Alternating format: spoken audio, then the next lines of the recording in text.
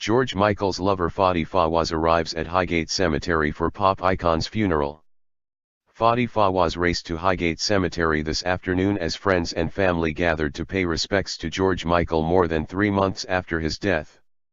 The 43-year-old, who was in a relationship with Michael when he died, was seen arriving at the North London Cemetery for the 2 p.m. service.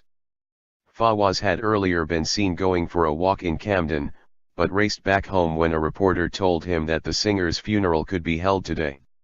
He was later seen pulling into the venue in the back of a taxi, the final guest to arrive.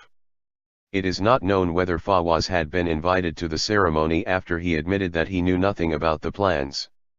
The date of the singer's small, private gathering, which was for invited guests only, has been kept secret in order to avoid legions of fans turning up on the day.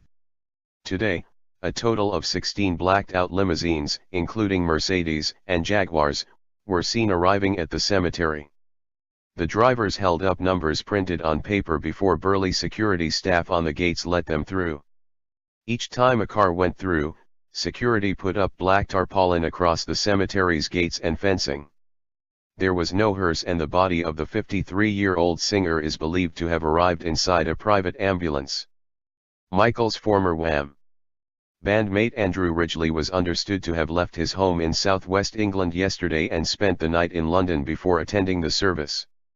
The service, arranged by Michael's sister Melanie Pena-Yodu, was held at the Chapel of Rest, which was obscured from view by a large black tarpaulin. The metal fencing has been in place since 6 a.m. this morning. The singer was found dead at his home in Goring-on-Thames, Oxfordshire, by Fawaz on Christmas Day. His official cause of death was recorded as dilated cardiomyopathy with myocarditis and a fatty liver. It is understood that Michael will be laid to rest alongside his beloved mother Leslie Gold, following a service at the nearby chapel. Close friend and former Spice Girl Jerry Horner, 44, is believed to have done the eulogy. An intimate wake has also been arranged. The funeral has been delayed for so long because toxicology tests were being carried out. Michael's body was only released earlier this month by the Oxfordshire coroner when a post-mortem examination eventually concluded that he died of natural causes. Today, Gary Chenery, who met Michael while running a nightclub in Islington, North London during the 90s, said it was unfair that the ceremony had been invite-only.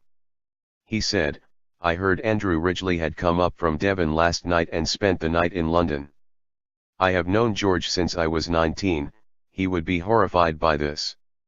The family have had the body for 3 weeks and there is no excuse for it to be that long. I feel cheated. Where is the respect?